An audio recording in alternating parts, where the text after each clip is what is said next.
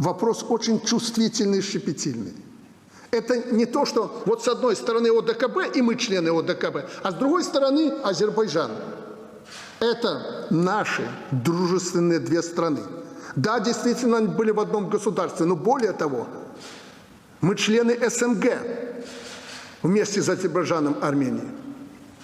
У нас очень тесные связи с близкой нам православной Арменией и очень близкой нам мусульманским государством Азербайджан. Особо это чувствительно для других членов ОДКБ, в том числе и Российской Федерации, где 30 миллионов мусульман.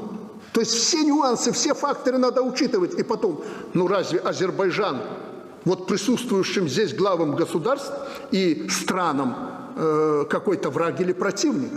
Нет. Я подтверждаю то, что сказано президентом Путиным, что и Армения, и Азербайджан – это родные нам государства. И в этом особенность ситуации.